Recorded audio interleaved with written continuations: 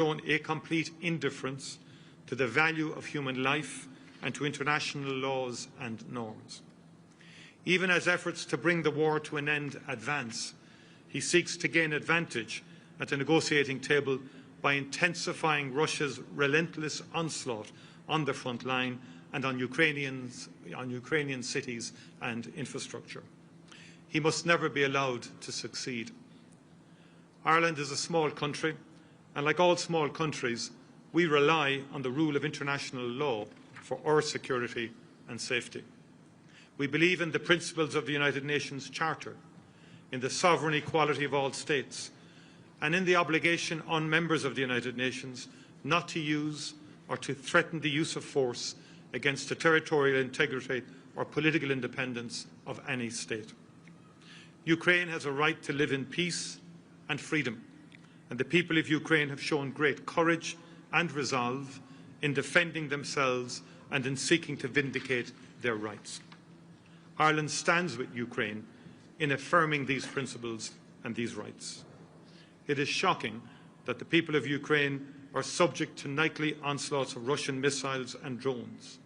The people of Ukraine deserve to be safe in their own homes. Their children deserve to sleep safely in their own beds. Ireland will continue to support the people of Ukraine for as long as it takes.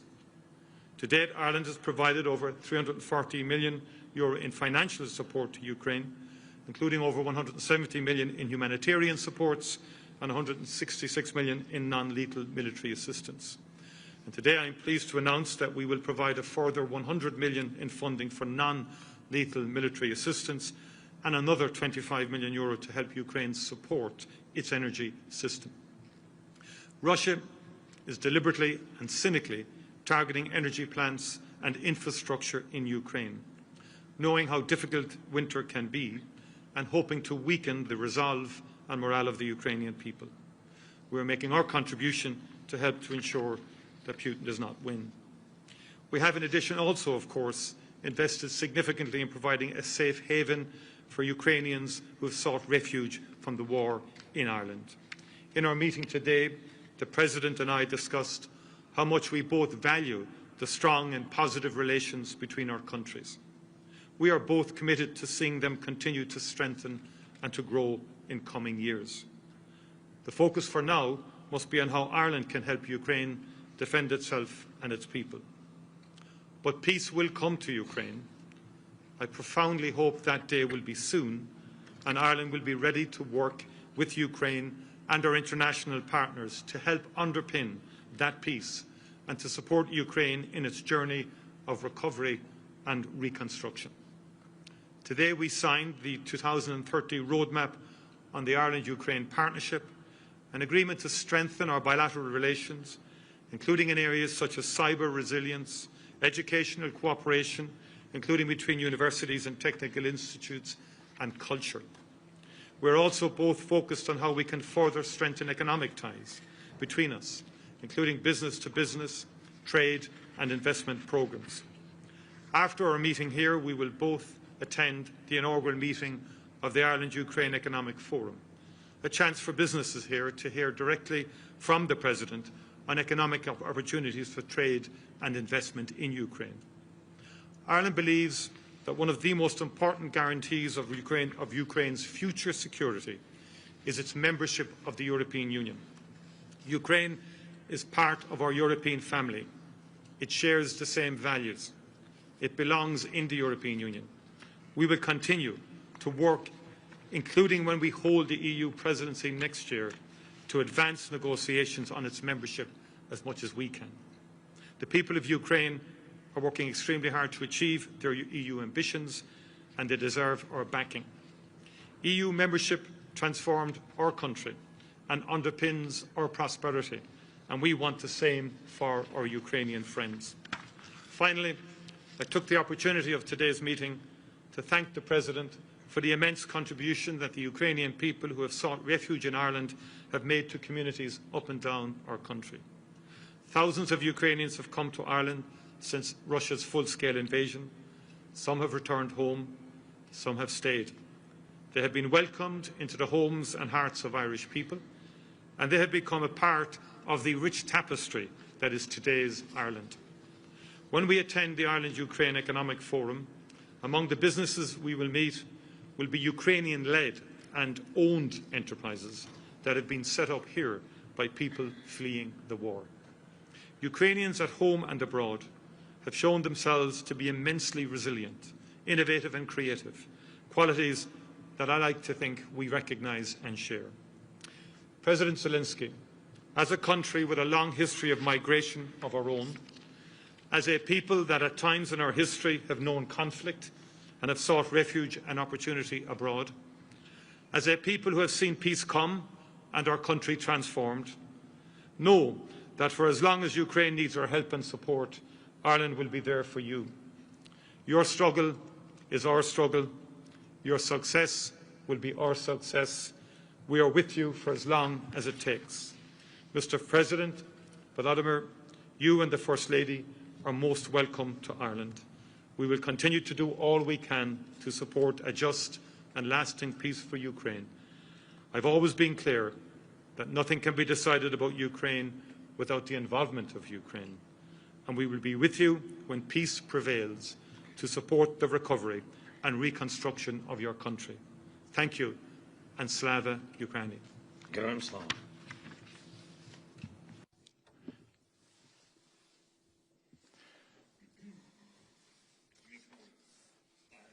Mr. Micheál, dear Taoiseach, our dear team of Ukrainians present here,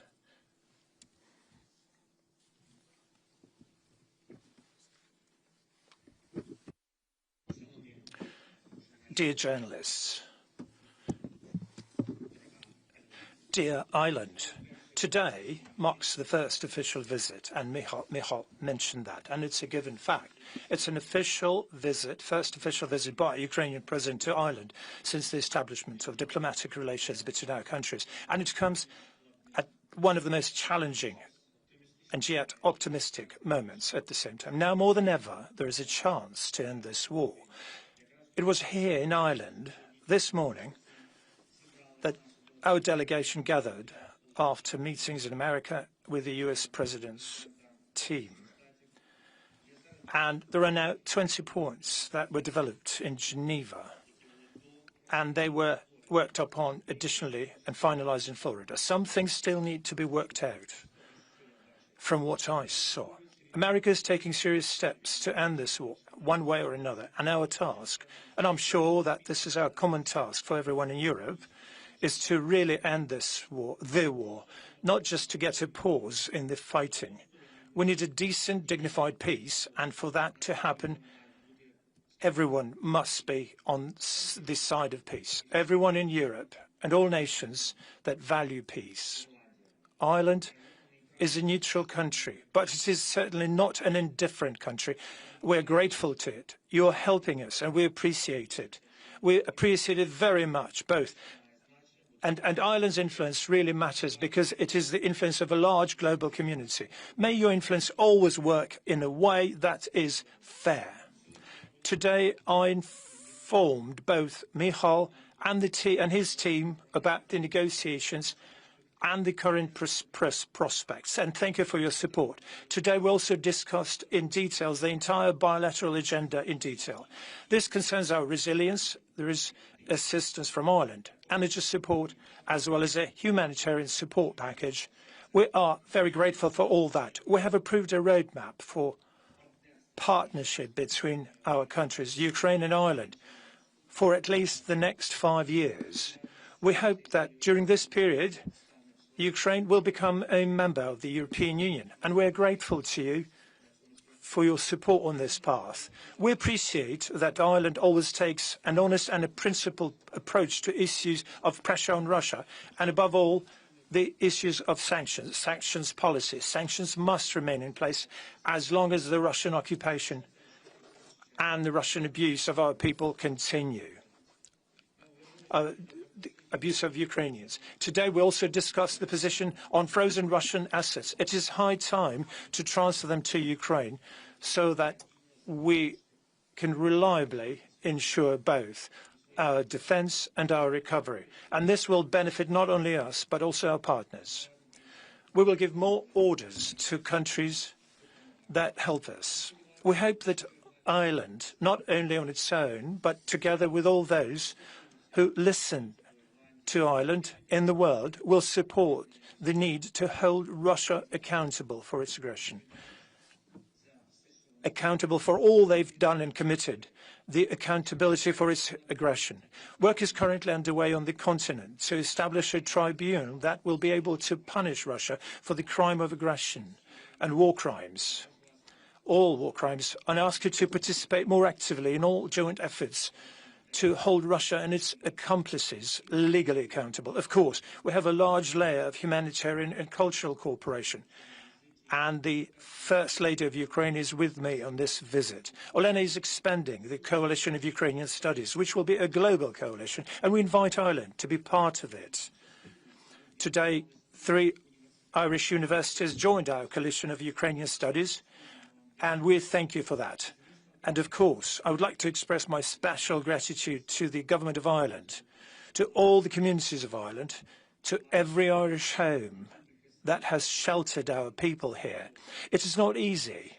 After all, it has been almost 4 years of full-scale war, of challenge of these dimensions. But we're doing everything we can to ensure that our people can return home safely to a country of peace. We're working towards this goal, and I believe that we can achieve it. I thank you for your respect for our people, for your respect for Ukraine, and for the fact that Ireland stands with us, not simply for political reasons, but because Ireland sincerely defends the rights of peoples to life, free and independent. Thank you once again. Glory be to Ukraine.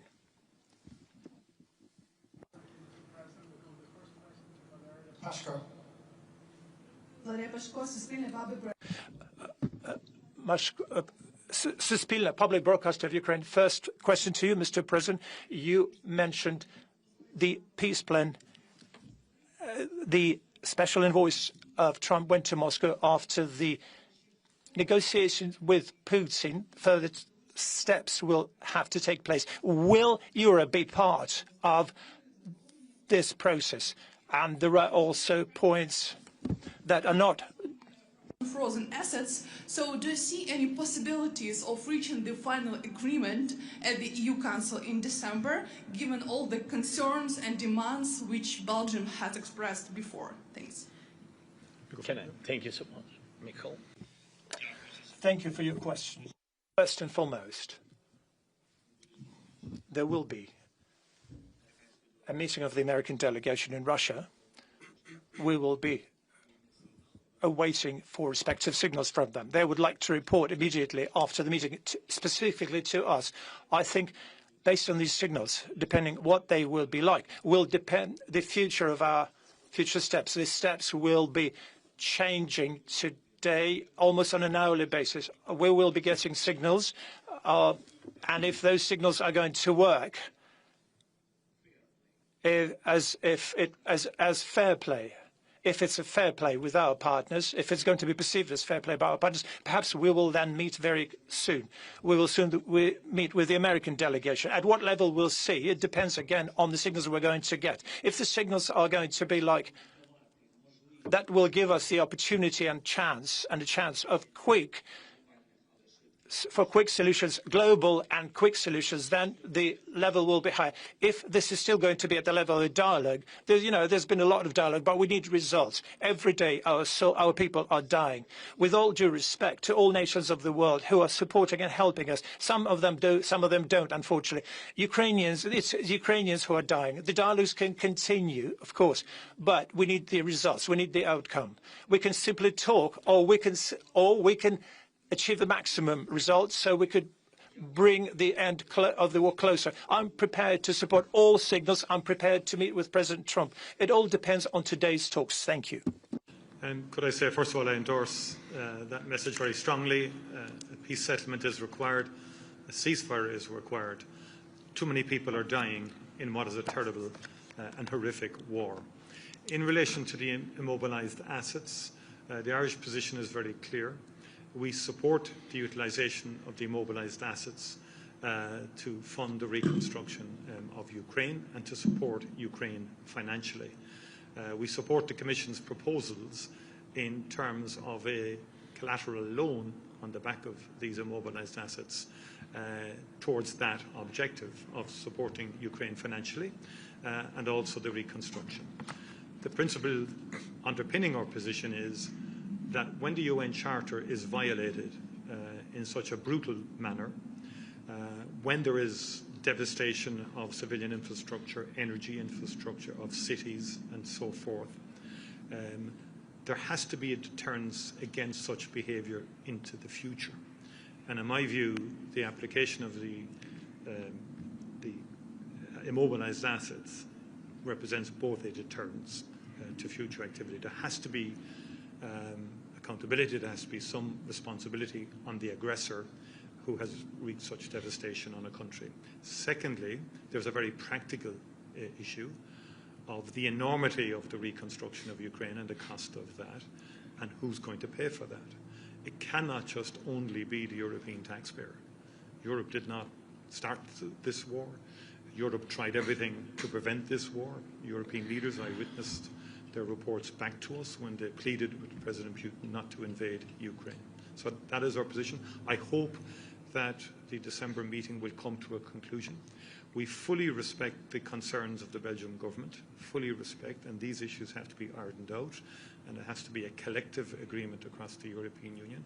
And yes, it will be challenging to get that collective agreement, but Ireland's very clearly supportive of the Commission's position. Thank you. Next question to Paul Cunningham. Paul Cunningham from RT. L'asco prossimo di Irlandi, pane Presidente. If I can ask you first, you mentioned the need for a fair and decent peace plan.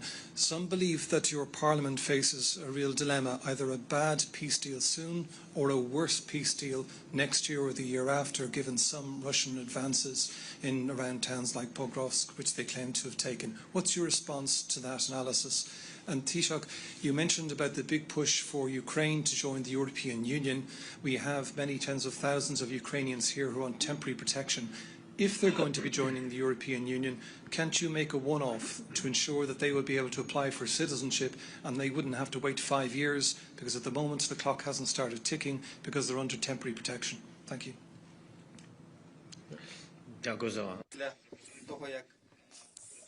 Thank you for your question. First and foremost, I'd like to say there will be no simple solutions. We understand that what's happening, we understand who we're dealing with. The question is, it's not about the complexity of decision-making. Those who are capable of making these decisions will do that. I am capable of making decisions. It's important that this should be all open and fair and just. So there would be no game behind Ukraine's back. Nothing would be decided without Ukraine, about our future. If we're talking about the guarantees for security of Ukraine, there are, and there is a signal about the frame document, then we have to clearly understand what it's going to be like and how it's going to work. At least basic things. Because, you see, it's not an experiment for us. We're talking about our people, our living people. The Russians started the war, and there are no alternatives in this formulation. They started the war. The world is a witness to that. They came with the aggression to annihilate us. We stopped them. Europe helped us. America helped us. Russia has not managed to occupy Ukraine because of the resilience of Ukrainian people and the strength of Ukrainian army and, of course, our partners. We stopped them, and as the United States said, we stopped them shedding a lot of blood, and we fully support them. But we have to stop the war in such a manner that in 1 year Russia would not come back with a third invasion over the last 10 years. That may happen. That can happen because that was their main objective. They have not reached their objectives to occupy our state. I'm not sure that their objectives changed. They could have postponed their objectives, but we need support, a defense for that. What will happen tomorrow when our soldiers will go back home fairly go back home. Unfortunately, not all of them. Many of them won't come back home alive anymore. When they go back home, become engineers, teachers, various professions, and they'll come back. But Russia will continue building up their army and defenses, preparing for the next invasion. Who can tolerate and endure that? Our people are strong. But with all due respect, that's why we want a certainty. We're grateful to the United States for the fact that they are prepared to be a guarantor of this security. But we want these guarantees. We want to understand this. We're grateful to Europe. We are grateful for Ukraine being seen in the European Union. And for us, it's important when this century or next century we're going to be in the European Union. So a certainty for Ukrainian people is what we need. Was one of the early advocates and supporters of Ukrainian membership of the European Union.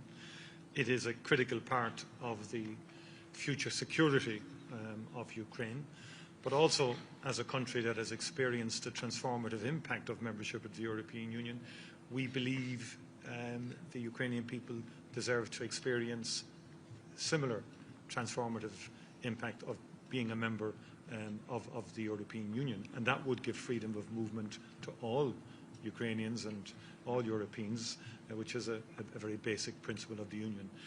We don't contemplate advancing that in advance of membership, although what we're endeavouring to do when we assume the presidency of the European Union in the latter half of next year is to accelerate the enlargement agenda. That is one of the key objectives for the Irish presidency, to see can we get chapters negotiated. We've discussed that, and we'll be very proactive in that regard.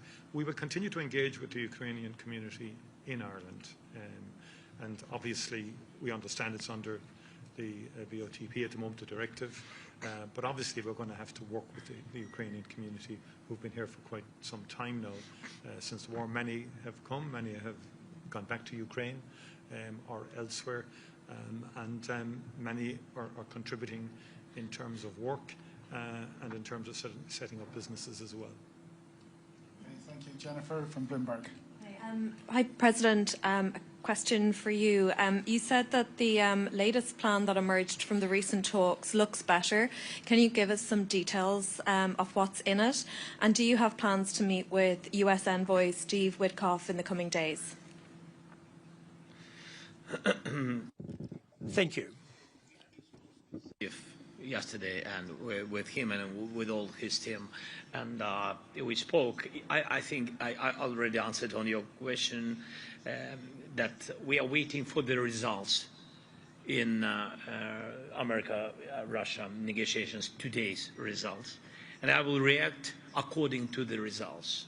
If I feel that we can count on real, specific dialogue, not just words, with some result, we will meet, and he's very welcome to Ukraine. But I'm not sure that they are up on this way, this day, they're ready to come. But who knows? So I want to wait till today's evening. And what about the points? I'm not sure that I'm ready to share all the points of this plan, but I think that you saw a lot of things in media. But what can I say? I think that the most sensitive things and the most difficult questions, or questions with the challenges, it's about territories.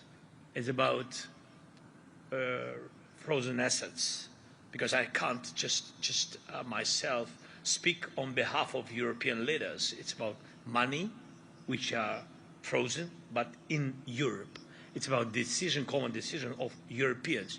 I can only have partnership and share my view of this and support, and they can support me, but I can't decide on behalf of leaders about the money which are in EU. And this is the third point I mentioned about security guarantees, and we count on strong security guarantees from the United States, both United States and Europe and some other leaders.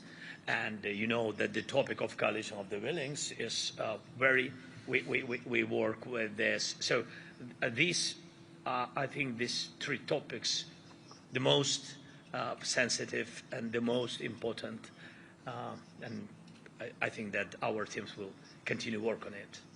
Thank you. Okay. Our final question from Louise Byrne. One more. Thank you. President Zelensky, yourself and the Taoiseach both spoke about the number of Ukrainian people living in Ireland, and you said yourself it has not been easy.